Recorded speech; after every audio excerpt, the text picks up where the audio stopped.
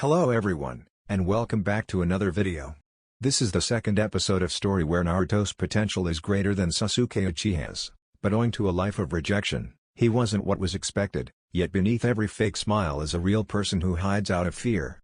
Watch as Naruto Uzumaki develops into the prodigy he was born to be, as he discovers his ancestors, both his father and the Uzumaki lineage. Please hit the subscribe and like buttons. Let's get this party started. Naruto smiled as he walked through the hallways. The blue light had become a symbol to him, both good and bad. Good because it reminded him of how he had a family, a place to belong, people to look up to.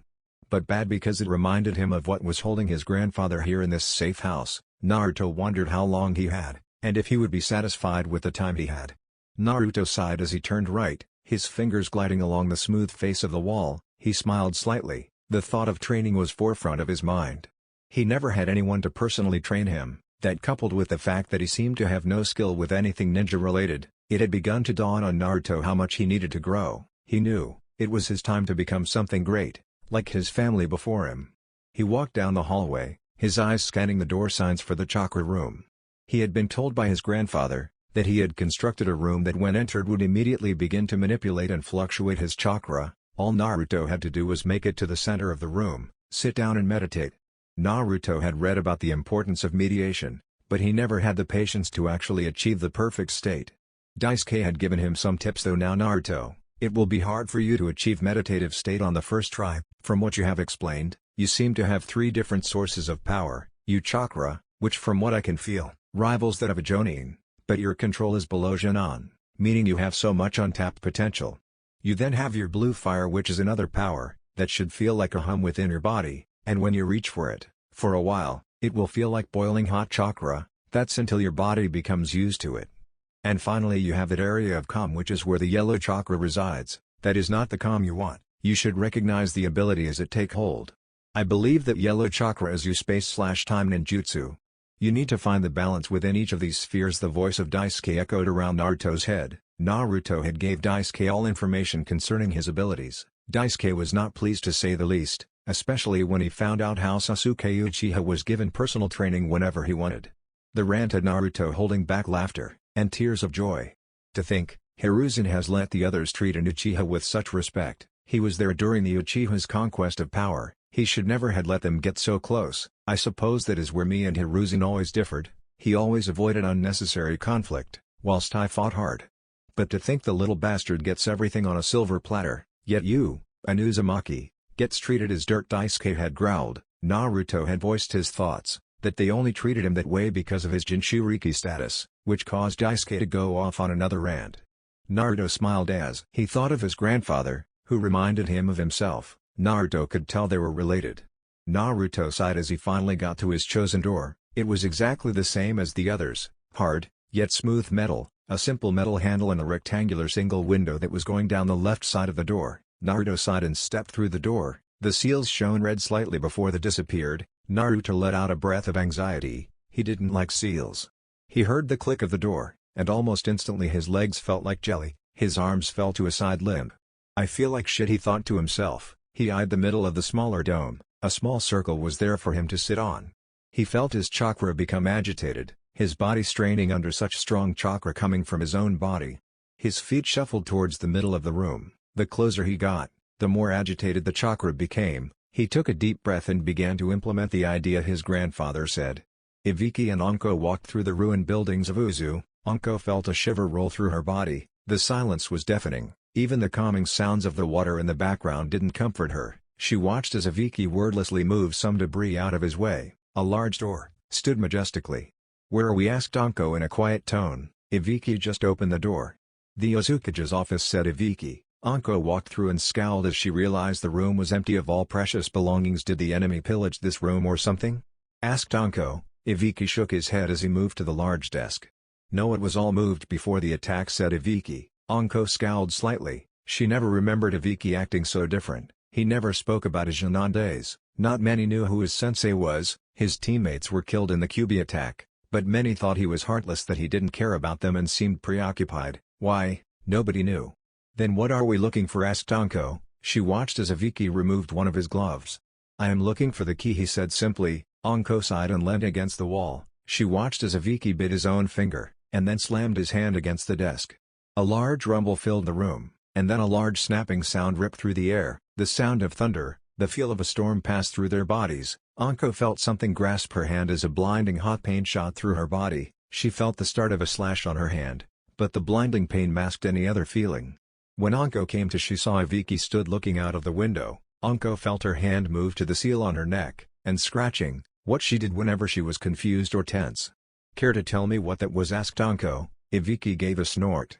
"Never heard you scream like that before," Anko said. Uzumaki simply. Anko growled under her breath, "I know how much that hurts. I had the same thing done to me when I first got here," said Uzumaki. But before Anko could ask more, he turned and moved towards the door. Anko sniffed the air slightly. "Is something burning?" asked Anko simply. Uzumaki nodded his head backwards. Anko then noticed the desk was now a pile of ashes. "It was the rules. You're the last accepted into the seal," said Uzumaki. Anko nodded with a confused expression on her face. "What seal?" asked Anko tentatively. Uzumaki gave a laugh. "You will find out soon enough," said Uzumaki simply as he walked through the large double doors of the Uzukage's office. Naruto wiped the sweat off of his brow as he got up from the floor. He eyed the center of the room that was quite far away from him. He had found that when he got so far into the room, he couldn't control his chakra at all. His chakra had went wild. Yellow lightning had then followed, then briefly a few flames appeared out of nowhere. Naruto had immediately sat down and sat with his legs in the lotus position, his hands clasped together, his eyes squinted shut in concentration. Naruto shuffled to the door, sweat poured off of his face. He had come close to finding the calm core, but the entire time he flitted in and out, never staying in the calm. Naruto shuffled through the hallways, his boots tapping against the smooth stone. Naruto smiled slightly as he got the dome that his grandfather was currently residing in. Naruto opened the door, and as he was about to walk through, he saw the flames flicker slightly. Strange, Naruto thought to himself. He walked through the door and watched as his grandfather made his grand entrance. He smiled at Naruto as he suddenly dropped to his knees and slammed his hands against the floor. Naruto watched as the fire dimmed slightly, before a large box appeared underneath Daisuke's hands. "Here are your chakra sabers," said Daisuke as he kicked the box towards Naruto. Naruto dropped to his knees as the box slid to a stop in front of him. Naruto's hand flitted across the craft work of the box. The fox carved into the top. Its collar contained a spiral design. Naruto raised an eyebrow. "Foxes?" asked Naruto. Daisuke smirked slightly. "Why do you think my Kosama wanted to keep the Kyuubi and the Uzumaki clan?" Daisuke chuckled. Naruto smiled and carefully opened the lid to the box. He smiled widely, his heart racing at the thought of wielding the graceful weapons. The two tanto sat in their sheaths within the molded box. The red silk covered the inside. Two straps were lined next to each other. One of the straps' buckle was a circle with a spiral design, the other was oval with an arched fox. Its legs seemed to be flaming in the engraving. The two tantos were exactly the same length, the sheaths the same glossy blue. The difference was in the hilts. One was similar to that of Kimiko, Daisuke's sword, in that the hilt was white cotton, with black triangles going down the length. But the other tanto had black cotton with white triangles. Naruto's fingers glided along the sheathed blades. "These are beautiful. Did you make them?" asked Naruto. Daisuke gave a nod. He was enjoying Naruto's reaction. A natural swordsman would always admire the blade's beauty, but they would always be seeing something beyond the normal eye. And that was exactly what Naruto was doing. He could imagine the graceful arcs the blade could create, the skills he could learn. Naruto grabbed the sheaths and belts. "Now the black one has to go on your lower back horizontally, facing out to the right, so your right hand can grab the hilt." Almost instantly Naruto grabbed the swirl belt that had the holder built on the back, pulling it through the hoops of his pants. He buckled the belt. As he pushed the belt together, the swirl spun slightly before glowing. It was short, but Naruto caught it. Naruto grabbed the black hilt and sheath and slid it into the holster on his belt. "Is that all right?" asked Naruto. Daisuke smirked slightly but watched as Naruto went to grab the other blade. "Now Naruto, the white one needs to go on the top of your back, diagonally across your left shoulder blade. Don't worry, the belt and holder has some give, so you can be fully mobile," said Daisuke. Naruto did as he was told, and not long after attaching the final belt across his body, the white hilt pointed over his left shoulder. Naruto turned his head slightly to try and see, but he found he couldn't. With a dejected sigh, Naruto turned to look back at the amused Daisuke. "These are so cool," said Naruto happily. Daisuke nodded before his hand moved beneath his chin. "Naruto, I want you to try and grasp both blades at the same time," said Daisuke. Naruto did as instructed, and his hands went to their respective hilts. But almost instantly he found himself struggling. The overly large sleeves of the too big t-shirt had put a block in his smooth motions. He heard the light chuckle of his grandfather, and suddenly two hands gripped the sleeves, and with one smooth motion the sleeves were removed. Naruto blinked in shock. He heard the lilting laugh of his grandfather, who had doubled over laughing at the look on Naruto's face. Naruto looked at his shirt, which surprisingly had no frayed material. The sleeves were cut clean off. "How did you do that?" asked Naruto. Daisuke gave a smile. "Practice, and a little fire slice," chuckled Daisuke. Naruto looked at the sleeves in amazement. "That is so cool!" yelled Naruto with excitement. Daisuke comically put his finger in his ear and gave it a wiggle. "Okay Naruto, let's start your training. I warn you, and it is going to be tough," said Daisuke with a serious scowl. Naruto pumped a fist out. "Bring it on, old man," yelled Naruto. Daisuke nodded. Anko scowled as she followed Ibiki closely. They had walked up a large cliff that was guarding Uzu, similar to Konoha with its Hokage faces, except this village had no face anymore. They had been destroyed. She watched as Ibiki walked towards a large cave opening, on the face of the mountain. "Ibiki, where are we going now?" she moaned lightly, a kunai flicking between her fingers. "Almost there," he mumbled. Anko blinked slightly as they walked into the small cave, which, from a distance would be unidentifiable. "How did you even find this place?" asked Anko. Ibiki smirked. "Only those who are sealed can see the opening," said Ibiki simply. Anko sighed and watched silently as Ibiki stopped in front of a large ornately carved door. Two foxes seemed to be curled. Anko immediately recognized the insignia the foxes created, the Uzu swirl. She watched as Ibiki took a deep breath before he threw open the doors. She watched as the bright blue flames flickered slightly. "Naruto is in here?" she asked quietly. Ibiki nodded gruffly. "He is going to think of us as enemies," stallered Anko. "That feeling you had earlier, was your body sinking with his flames? If an uncondensed flame hits you, imagine that pain, 100 times over." Anko shivered slightly. The pain of the seal connection was still fresh in her mind. "That's if he can control it," whispered Anko. Ibiki smirked.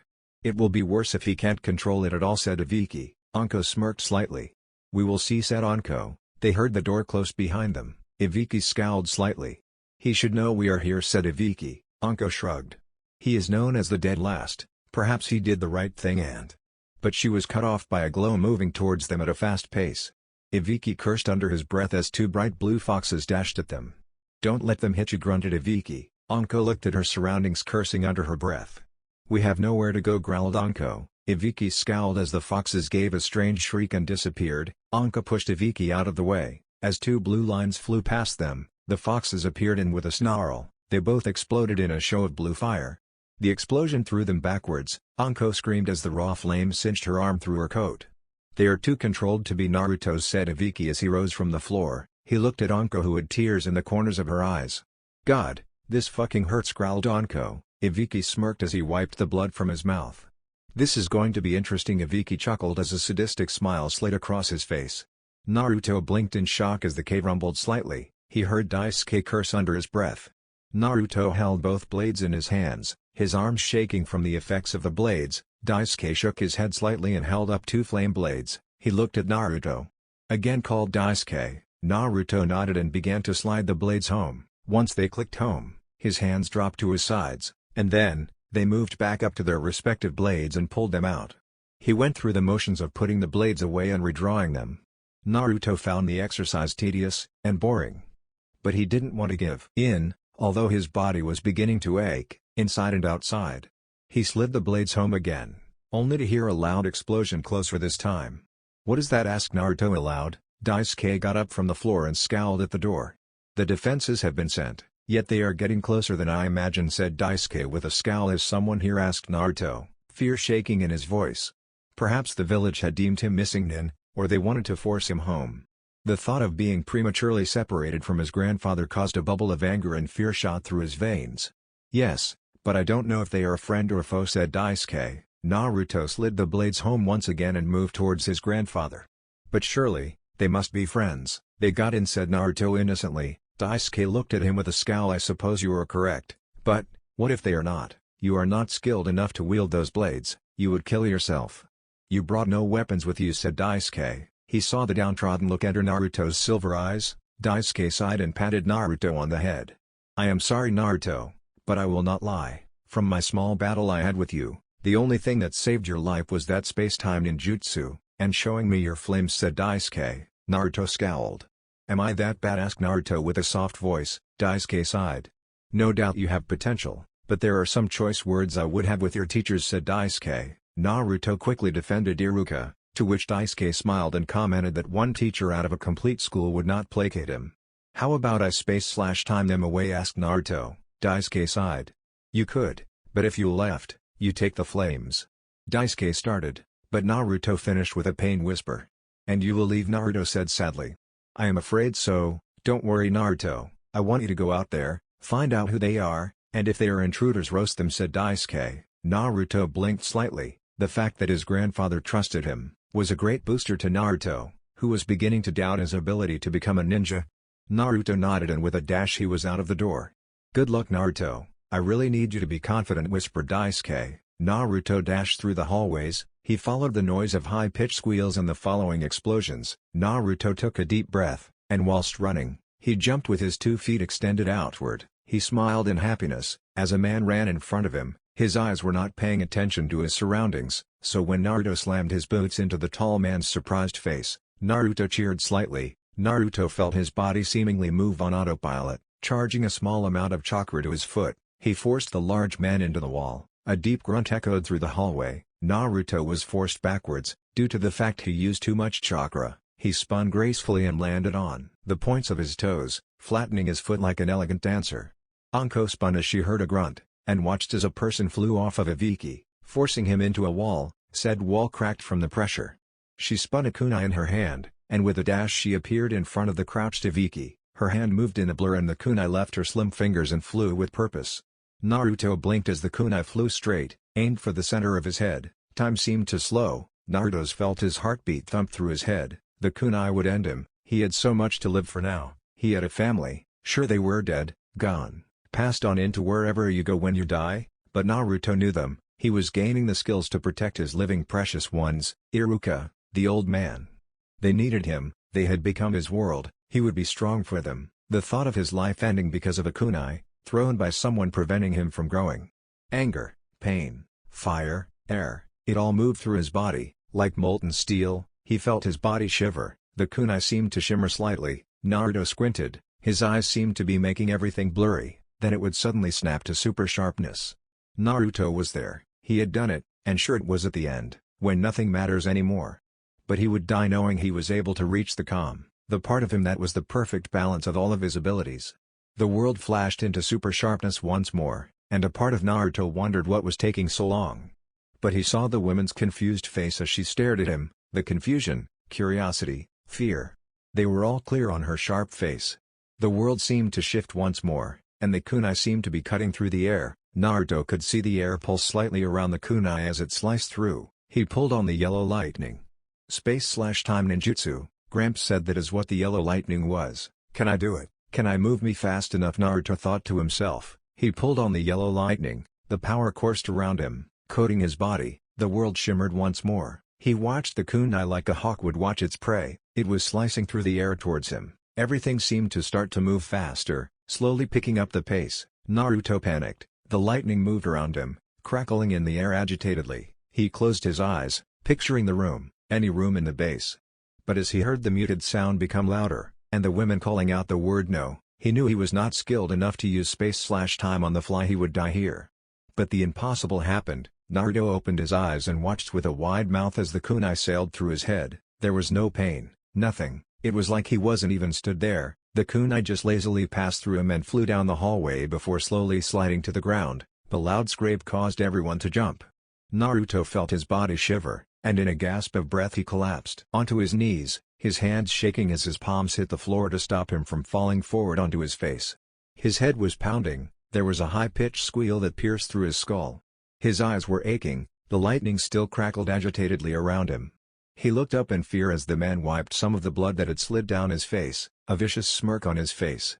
"You are a good kid, a lot of potential," said Ibiki with a smirk. Naruto watched as his vision blanked briefly. "He is going to collapse," Ibiki said Anko with a whisper. Ibiki's smirk grew wider. "What do you expect? He activated the," said Ibiki, but as Naruto's eyes slid closed, all he heard was a rumble through his own head.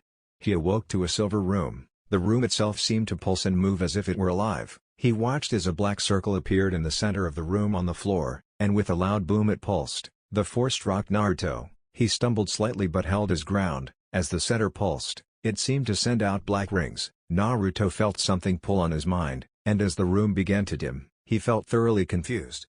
Anko shook the boy awake. She smiled slightly at the boy's state. His mouth was wide open, his eyes were scrunched closed in confusion. His red hair was splayed out on the white silk of the bed. She sighed as she shook him once more, and his eyes flew open in surprise. Anko gasped slightly, his eyes had changed again. She watched as Naruto calmed his breathing and his eyes morphed back to his piercing silver.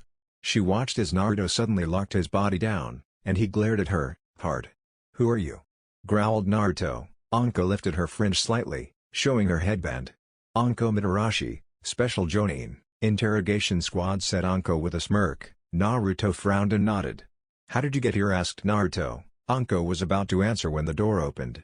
"My sensei told me the instructions on how to get here. Should you ever come here without proper training," said Ibiki gruffly as he walked through the door. Naruto winced as he noticed the large bandage on Ibiki's face. "Sorry by the way," mumbled Naruto. Ibiki nodded and nodded his head towards the door. "Food will be ready in 5 minutes," said Ibiki as he left the room. Anko smirked and walked towards the door. "I found a t-shirt that should fit you better," said Anko. She pointed to the pile of clothes and Naruto's 2 blades. "Thanks," said Naruto. He stood, ignoring the chill of the floor on his bare feet. He pondered briefly who undressed him, but as he looked down at his tight boxers, he gave a shrug. He quickly grabbed his pants, boots, and the new t-shirt. Throwing on his 2 belts, he grabbed the final article of clothing, his new t-shirt. It was black and zip-up. The material was strange, it had rigidness about it, yet when his fingers touched the material, it was unusually soft considering the look of the material. The t-shirt itself had short sleeves. "So it's like a zip-up vest," Naruto thought with confusion. Shrugging, he pulled on the tight-fitting t-shirt, and zipped it up. He smiled as he looked in the mirror. He had grown taller slightly, his face shape was different. He realized he had never actually looked at himself properly in the mirror. His jaw was now straight, compared to his round face. He had lost a lot of the fat around his face, making him look slightly older than he used to. His eyes were smaller than previous. Overall, Naruto could now see the resemblance to the 4th Hokage. Naruto was also pleased with the hair color change. The blood red seemed to suit him, and his silver eyes just reminded him of his grandfather, causing Naruto to grin. He looked at his hair, and frowned slightly as he realized something belatedly. His hair was beginning to spike again. Except only 2 pieces, his hair was spiking slightly at the top, giving him miniature horns out of hair. He scowled slightly whilst tugging on one. "This is new," he thought, remembering his previous hair was simply flat. His hair now had a strange spikiness to it. He tried to flatten the 2 horns only for them to spring back up. He smiled slightly. "I like the color, but at least it's going spiky again. Sort of," he thought to himself. He noticed how his hair was getting shorter once more. His stomach gave an extremely loud growl. Chuckling, he grabbed his blades and fastened them to their respectful places.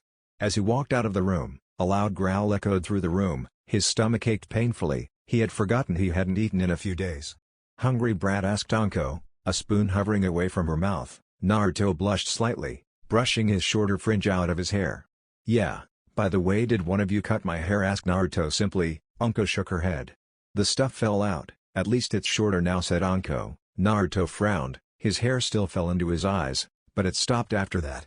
"I am seriously going through some weird stuff," said Naruto with a sigh. Ibiki chuckled. Anko turned and looked at him with wide eyes. "Indeed, now eat," instructed Ibiki with a gruff tone. Naruto nodded thankfully. He slurped the soup, a contemplative expression on his face. "So what are you guys doing here?" asked Naruto simply.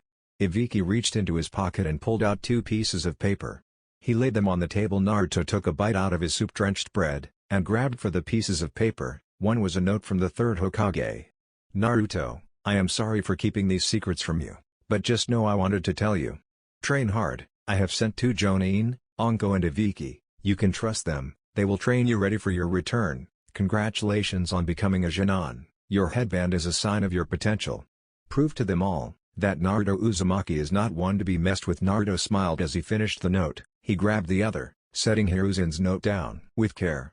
He opened the folded piece of paper and blanched. Schedule 0500 hours, wake up, eat. 0530 hours, 500 sit-ups, 500 press-ups, starting on hands, and then move to balancing on fingers. 0700 hours, meet with Anko for kunai and target practice 0800 hours, meet with Ibiki for sparring 0900 hours, weight room, once used to room, extra target practice, 1100 hours, study, everything, 1300 hours, food, drink 1400 hours, free study 1600 hours, 500 sit-ups, 500 press-ups, starting on hands, and then move to balancing on fingers, 1800 hours, chakra room 1900 hours, weight room, once used to room, extra target practice, 2000 hours, food, drink, feedback 2100 hours, study 2200 hours, relax, sleep. And how long do I have to do this? Asked Naruto, his voice rising. Ibiki smirked, as did Anko. Naruto set the paper down, staring at it with a wide mouth. You have a month, maybe less considering travel time, said Ibiki. Naruto felt a shock settle in his heart. Only a month, whispered Naruto. Ibiki raised an eyebrow. Can't I have longer? Asked Naruto. Ibiki shook his head. A month, no more, no less, said Ibiki. Naruto felt that pit in the bottom of his stomach tighten, his eyes pricking. Only a month, Gramps is with me for only a month, Naruto thought with sadness. Anko and Ibiki just shrugged at Naruto's mannerisms, assuming he didn't want to go back. If you sit here crying, then you are wasting our time together, he remembered his grandfather telling him. He nodded mentally. He would be the best that he could be. He had a lot of people he needed to make proud. Naruto shuffled his feet lazily across the cold floor of the living quarters. His hair was sticking out in every direction. His two horns of hair stayed in their place though. He scowled as he moved through the living area. Anko and Ibiki were both smirking at him. They had given him the rudest awakening. A loud horn courtesy of Anko had blared through his room, destroying his once more confusing dream of silver rooms with black ripples. He opened the door of the bathroom and heard a snort. "Ah, Naruchibi, you are so cute in the mornings," chuckled Anko. Naruto whipped his head around fast, a harsh glare on his face. Both Anko and Ibiki frowned when Naruto's eyes flashed, but before they could confirm what they both thought, his eyes changed back to normal. He huffed and threw open the heavy wood door of the bathroom before he vanished into it, the door slamming behind him. "Did you have to wake him up like that? He is just like his father," said Ibiki. Anko sighed and looked at Ibiki. "How comes I am not allowed to know who his father is?" asked Anko. Ibiki gave a sigh and scratched his broad jaw. "You are assisting in training. It is only natural that you not be told everything, to avoid," started Ibiki, but Anko finished for him with a sigh. "Any unnecessary problems?" said Anko. Ibiki nodded and took a sip of his coffee. "It still doesn't explain how he has a dujutsu. I thought only the Uchiha and Hyuga had them," said Anko. Ibiki smirked. "Oh, trust me, Anko, if he has unlocked what I think he has, the Sharingan and Byakugan has nothing on him," said Ibiki with a malicious smirk. "That's if Ibiki, if," said Anko. Ibiki shrugged. They both sipped their coffee. When the door of the bathroom opened, a fully dressed Naruto stepped out of the bathroom, and yet they heard humming from the shower. "Naruto, have you finished?" asked Ibiki. Naruto shook his head. "No, I am still in the shower. I am a shadow clone, making some breakfast ready for when I finish the shower," said the Naruto clone. Ibiki gave a smirk. "Training has just got more fun," chuckled Ibiki. Anko smirked also, her hand moving to the kunai in her pocket. "Huh," said Naruto in confusion. Ibiki stood up, and walked towards Naruto with a sadistic smirk on his face. Naruto took a hesitant step backwards, when suddenly Ibiki smirked wider. "I will sort breakfast, and then we will start training," said Ibiki before he threw out a fist, dispelling the clone. They heard a yell from Naruto as he fell in the shower. "And you moan about me, you do realize he could die in there, right?" said Anko. Ibiki smirked. "It would take more than that to kill that brat," said Ibiki. Anko chuckled and sipped her coffee. "Why didn't we get any Dengomon?" Anko. Ibiki chuckled and fried the bacon in a pan. They heard a groan from Naruto. He walked out of the bathroom with a towel wrapped around his waist. His red hair was flat, except for his hair that looked like horns. Both Anko and Ibiki noticed how Naruto's hair was slightly shorter again. Now becoming naturally spiky, his two horns, as they were now called, were shorter, but still stuck up on his head obviously. "These damn horn things won't go away," moaned Naruto. Ibiki smirked and Anko just looked Naruto up and down. "Damn Naruto Chibi, if only you were older," said Anko, her tongue sliding across her kunai. "Creepy. Anyway, what's the deal, dispelling my clone like that?" said Naruto. Ibiki smirked as he placed a plate of bacon and eggs on the table. 2 bits of bread were placed on the end of the plate. "A way to help you train. You retain the memories of said clone, correct?" said Ibiki. Naruto nodded as he ate his food. "Then that means, you have a very good mastery over the shadow clones already, which means, Extra training. Instead of you having to do each thing individually, you can send clones to do things for you, said Ibiki. Naruto blinked slightly. I don't get it, said Naruto dumbly. Anko palmed her face.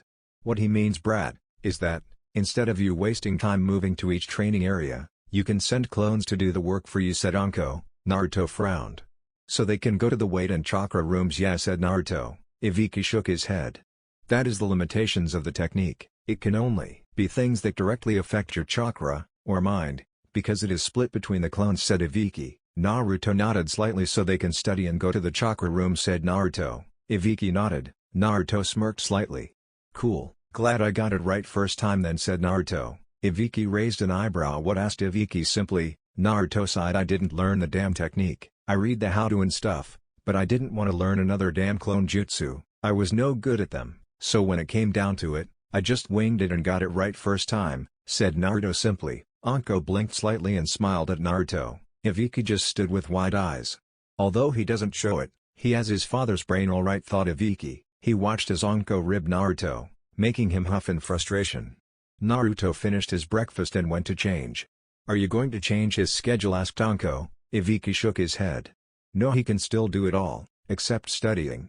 Until we say otherwise, said Ibiki. Anko nodded. Naruto walked out of the room a little while later, a grin on his face.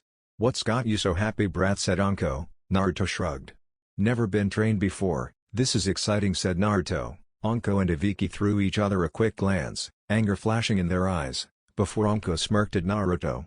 Let's see if you are saying that tomorrow, said Anko. Before Naruto could inquire, Ibiki's looming figure stepped in front of Naruto. Naruto tried to not be intimidated by Ibiki, but the man's looming figure and imposing glare made Naruto shiver. When we get to the training hall, you will make 100 clones, 20 will go to the library and read books on your father's taijutsu, and your mother's special taijutsu, not her regular one. They should also expand your knowledge and read whatever they can to do that. 40 will go to the chakra room, 20 will sit in a circle and meditate, 10 will attempt to climb up the dome, channeling chakra to their feet. 10 will spar, using chakra to make hits stronger. Another 20 will come with me, and 20 with you. Anko knows what to do with them. Anko will send you to me when it's time. Clear, said Ibiki. Naruto nodded and followed Ibiki silently, his hands moving to the hilts of his tantos, unsheathing them and putting them back. He was gradually picking up speed. Naruto watched as Ibiki opened the door to another large dome. Naruto blinked as he realized there was no seal in this room. Huh? No seal in this room? Strange, said Naruto. Anko scowled. I thought it was impossible. See activated seals, said Anko. Naruto shrugged. They just look like weird circles, that glow a specific color, said Naruto. Anko sighed. You just love being good at something, don't you, said Anko. Naruto smiled genuinely. Really, I am good, said Naruto softly. Anko patted him on the head.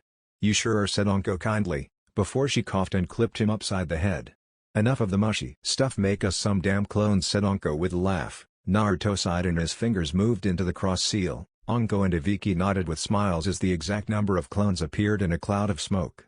Alright guys, you know what to do. Go, yelled Naruto. The clones all saluted and went noisily to their rightful places. Naruto huffed slightly. Ibiki nodded and moved towards the door. 20 clones following loyally. Good luck, said Ibiki briefly. Naruto smiled and saluted, as did the remaining clones. The door closed, and as he turned to talk to Anko, he shivered at the look in her eyes. Clones with me. Naruto, sit-ups and press-ups, said Anko commandingly. Naruto obeyed quickly. Daisuke was worried. Naruto was usually here by now. Ever since he had sent Naruto out yesterday, he hadn't heard a single thing. What surprised him was his usual everlasting patience was coming to an end. He was about to scream when the door was pulled open. He turned to smile, but felt a glare set on his face. A tall man walked in. Whispers were coming from the hallway. Daisuke felt the fire in him bristle. But that changed when the man dropped to his knee.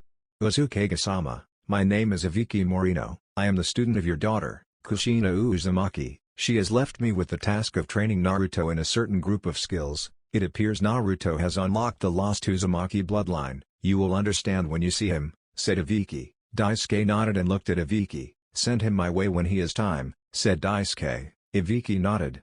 I have already scheduled ample enough time, said Ibiki. Daisuke nodded and pointed to the door. Leave, said Daisuke simply. Ibiki left without asking a single question.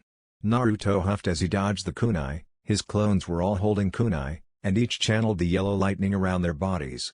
"Come on clones, make the kunai fucking disappear," yelled Anko. She threw another kunai towards Naruto. Naruto jumped sideways, but winced when the kunai cut his arm.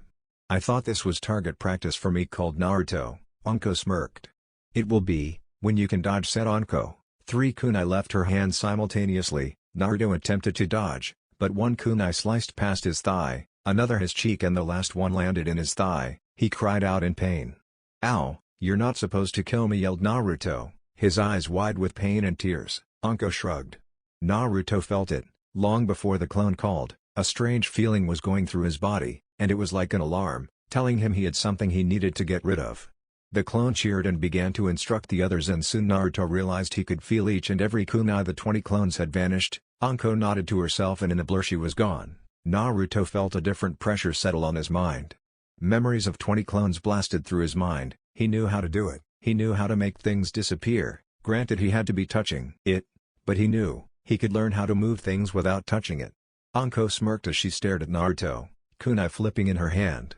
"I am going to throw 10 kunai at you. You have to dodge them all. For every one you don't, I throw the same number until you dodge them all. Then I will throw another 10. You must make them disappear without touching them," said Anko. Naruto felt his eyes widen. His hand still gripped around the kunai in his leg.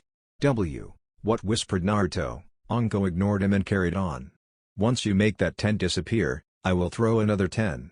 You must become intangible and make them pass through your body. Once that has been completed, I will then throw as many kunai as I can, not giving you the action until you only have a split second to react," said Anko. Naruto pulled the kunai out of his leg, his heart thumping. He felt a grin settle on his face, Anko's grin becoming contagious.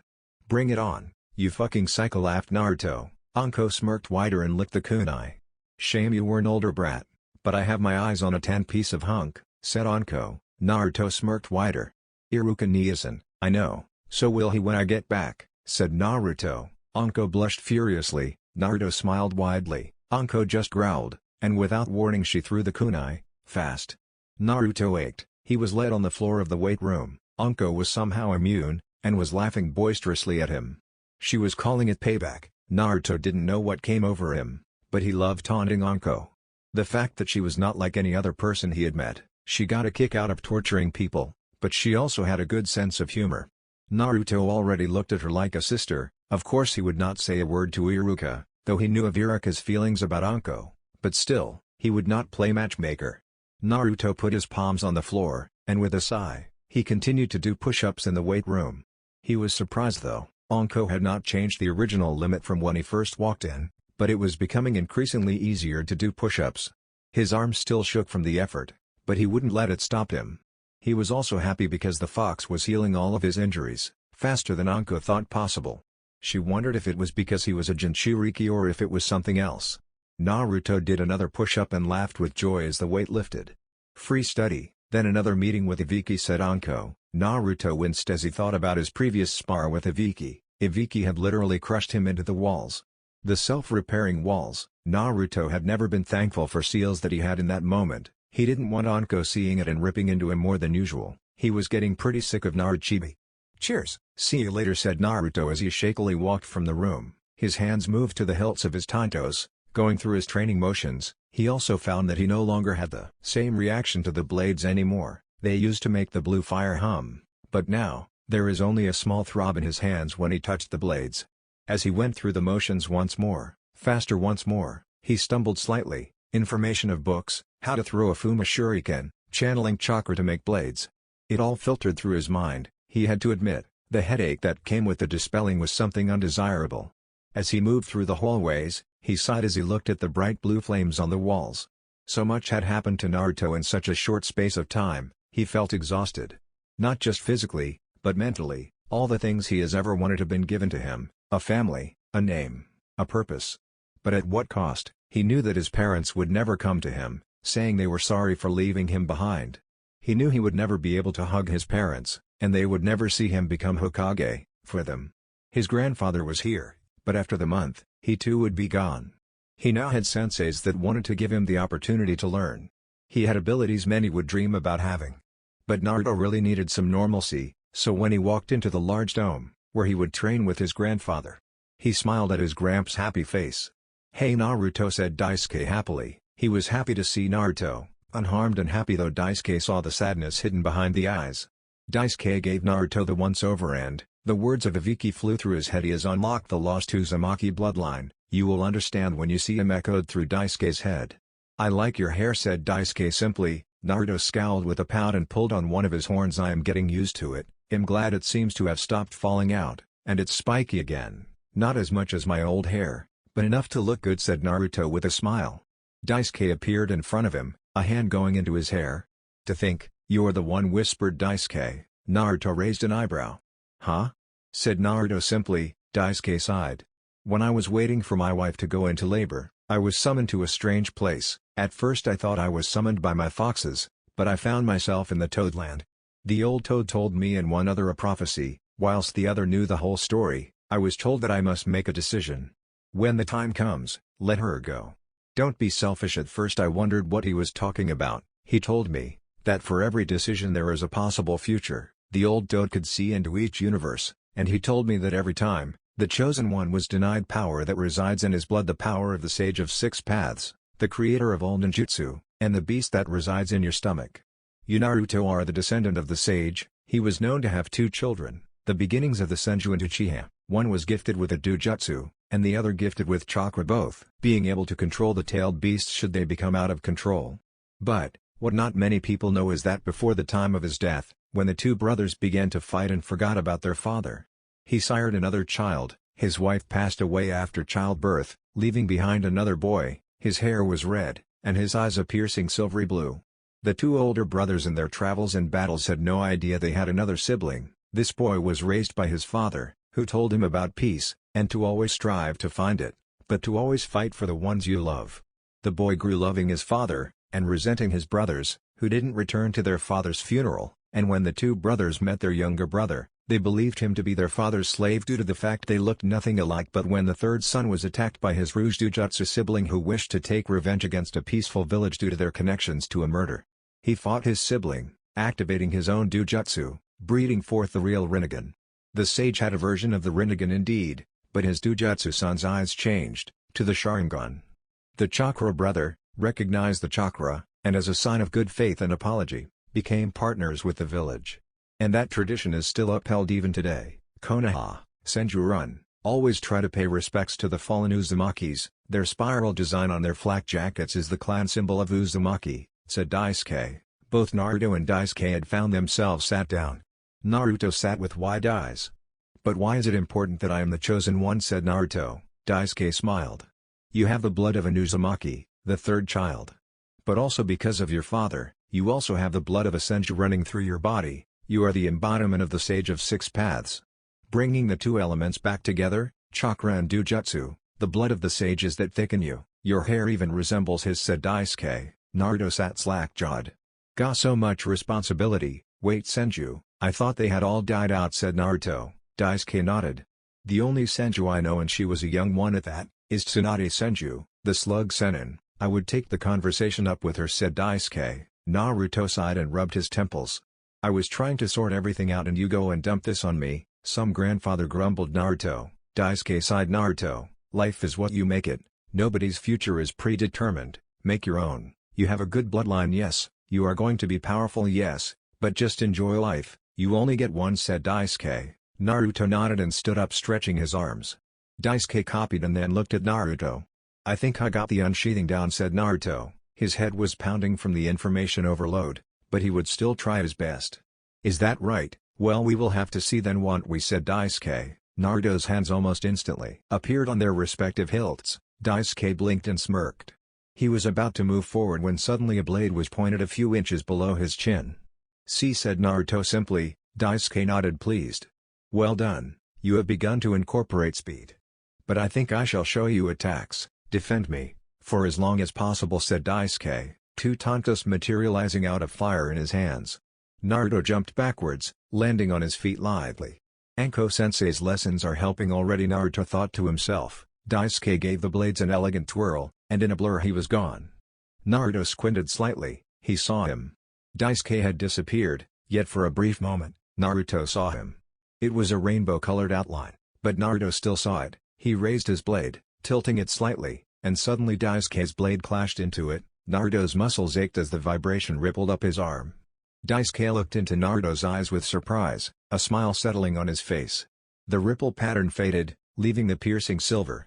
He felt Naruto's arms struggle under the pressure. The unused blade disappeared. He grabbed Naruto's arm and adjusted the grip, not breaking eye contact. "Channel chakra to your eyes." "Only a small amount," commanded Daisuke. Naruto frowned in confusion, but did as instructed. Daisuke watched as the Rinnegan faltered slightly. Before it pulsed proudly in Naruto's eyes, it still faltered, but that was due to inexperience. "It's so weird, I can see everything, it's so clear, the seals are brighter, and there are so many.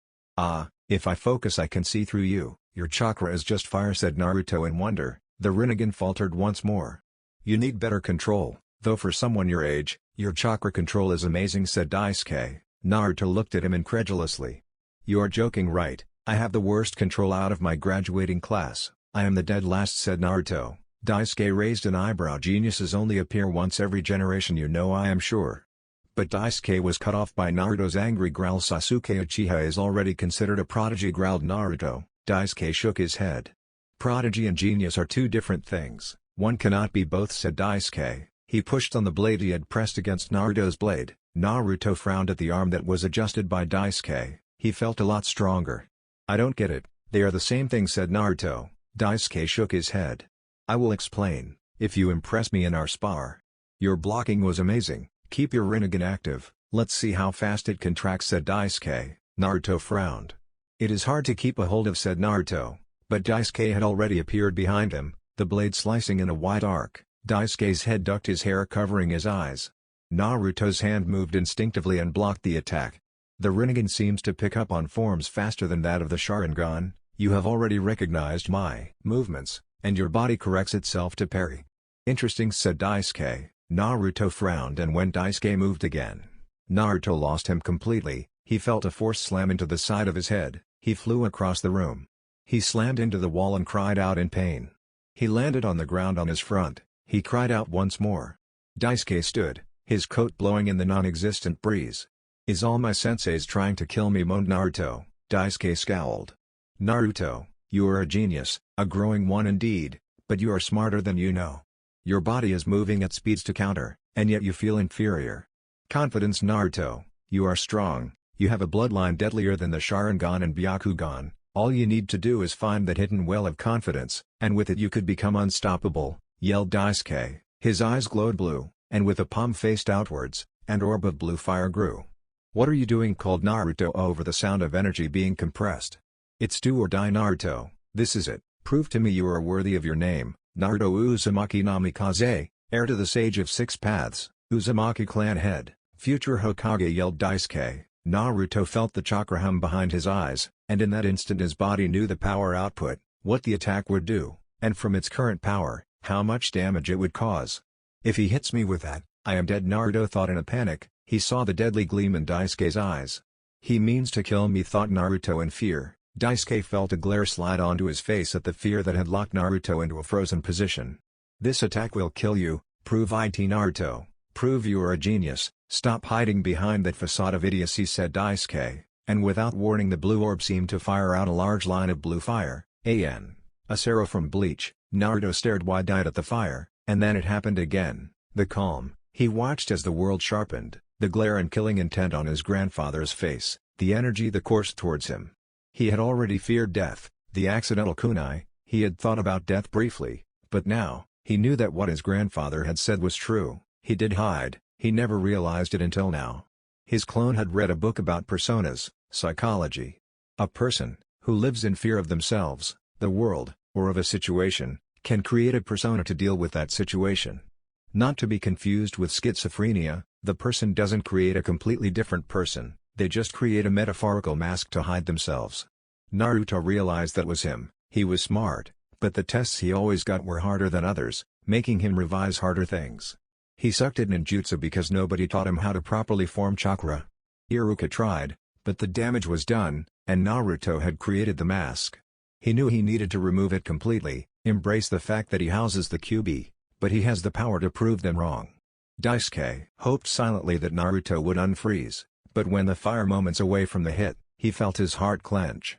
Suddenly Naruto's chakra became hard and heavy, The air became muffled, sound was quietened, and Naruto's chakra was almost visible in the air, its strength doubled. Activation complete, now it's time to train my grandson, thought Daisuke. He smiled as the blast disappeared into nothingness. Naruto stood there, silver chakra coursing over his body, making his horns stand up higher. His Rinnegan was different. Instead of the ripple pattern, it was a swirl pattern. The silver chakra moved like his lightning, it crackled with more precision. Naruto flicked his hand out quickly and Daisuke watched with silent awe as the silver lightning crackled and opened slightly, the blast firing back at him.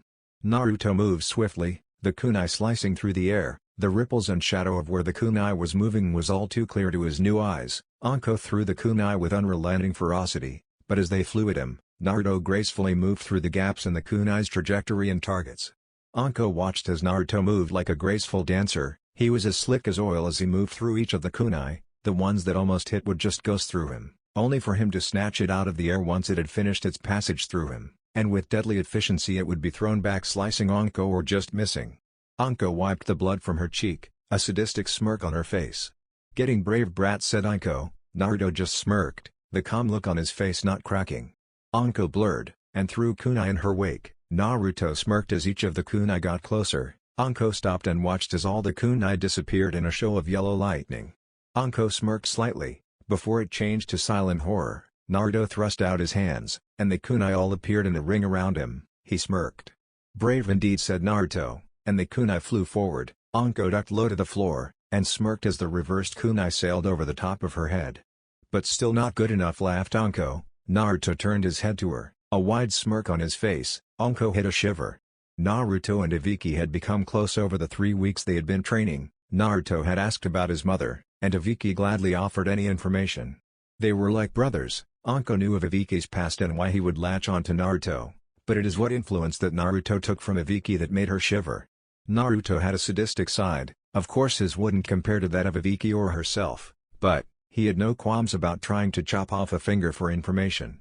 Naruto pointed his finger up, Anko followed and what she saw made her freeze. "One move Enkaken and I will skewer you like a pincushion," said Naruto. Spinning above Anko's head were 6 bright blue see-through katanas. "Summon swords, you are getting good with that fire, brat," said Anko. Naruto smiled kindly. "Thanks," said Naruto simply. The swords disappeared, the flames consuming the blades. "Who is training you in that, 'cause it sure ain't me or Ibiki?" asked Anko. Naruto shrugged. "Taught myself," said Naruto, his swirled Rinnegan fading back to his silver eyes, which were beginning to get flecks of blue back into them.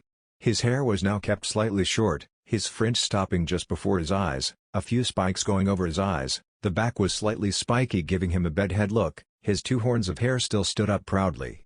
His whiskers were still on his cheeks, and his face had become more boyish. He had grown taller over the 3 weeks, and due to all the weight training, his body was a healthy muscle, lither than usual. "Bullshit," said Anko with a slight snarl. Naruto shrugged.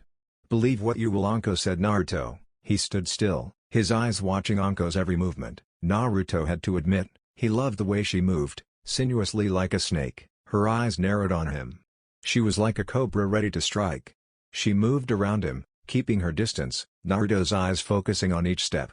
"Brat, you are some kind of amazing. I can see why Urukakun took a shine to you. You are much smarter than that Uchiha brat," said Anko, and she knew she wasn't exaggerating. She remembered 3 weeks ago, the loud boom that echoed through the halls. Ibiki had told her to remain calm, and soon explosions were rocking the whole base. Once they had stopped, Ibiki looked tense, and after another hour the door to the living quarters was thrown open. Naruto stumbled through the door, his clothes in rags, his face calm and serene. He nodded to Anko and Ibiki, who caught a glimpse of his eyes. The pearl swirls in his eyes looked deadly.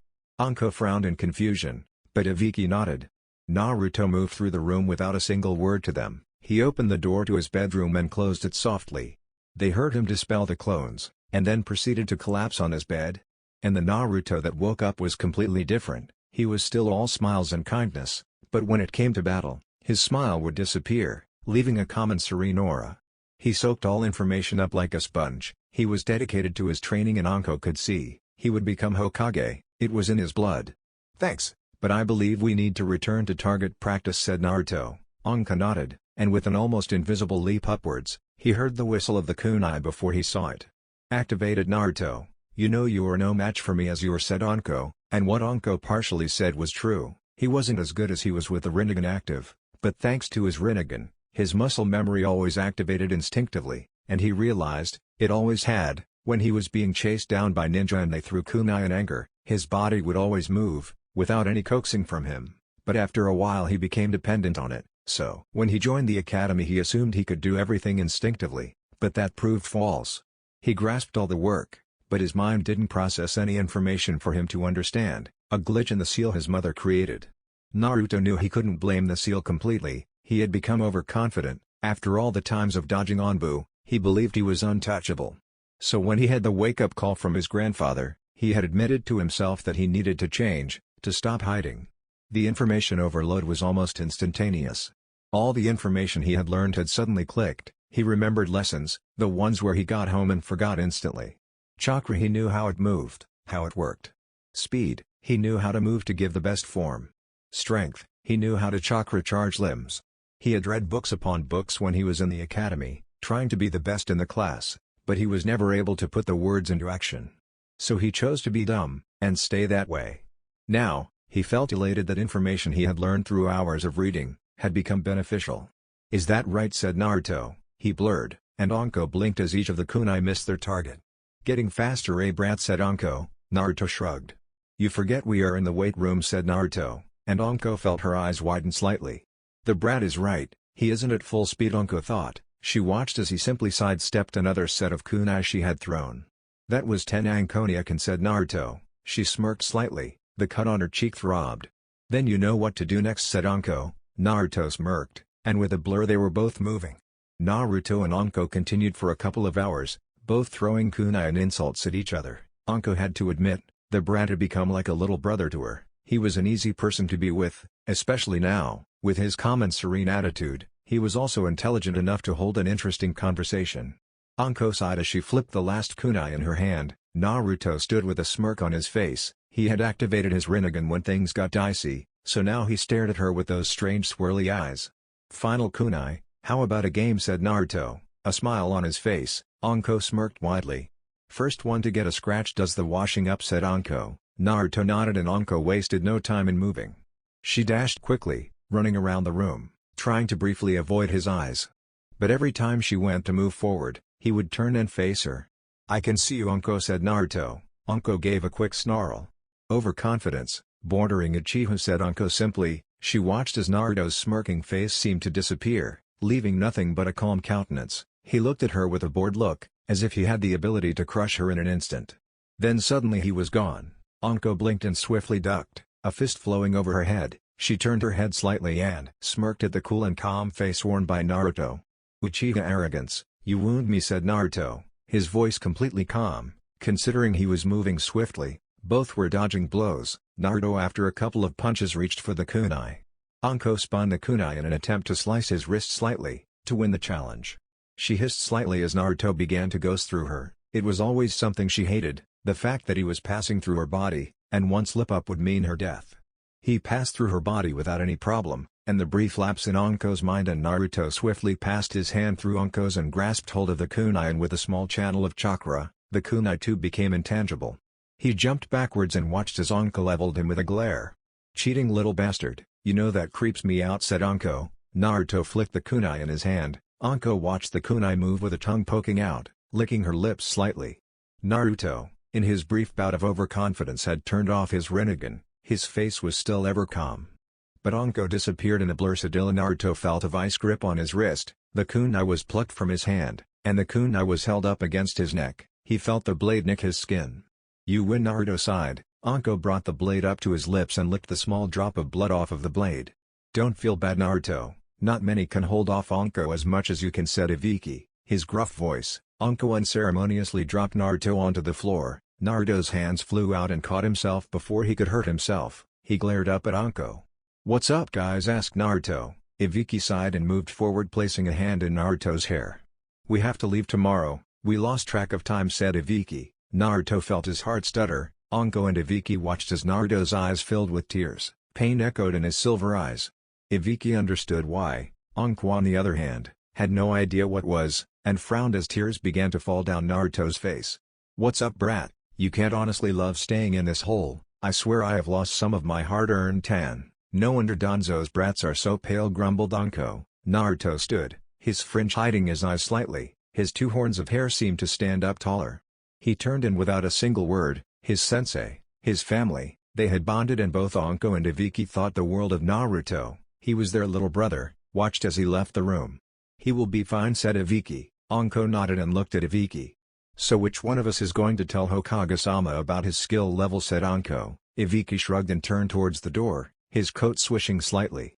"You can. I am going to have a word with Kakashi," said Ibiki. Anko sighed slightly. "I don't think you should. A little surprise for that bastard the better," said Anko, fury in her voice. Ibiki bit back a chuckle. "Still don't like him then?" said Ibiki. Anko snorted. "Bastard pervert, I swear he hunts me down specifically," said Anko. Ibiki laughed lightly. As they moved to the door, Anko looked at Ibiki thoughtfully. "We don't know. Me and Naruto have practiced thoroughly. Every time he uses it though, his chakra control is getting stronger. He also has some gravitational abilities, and the genjutsu abilities of a fully matured Sharingan. He can also see chakra, but only on those he focuses on," said Ibiki. It was a constant conversation. Every day they tried to find out what Naruto's Rinnegan could do, but nothing they tried worked.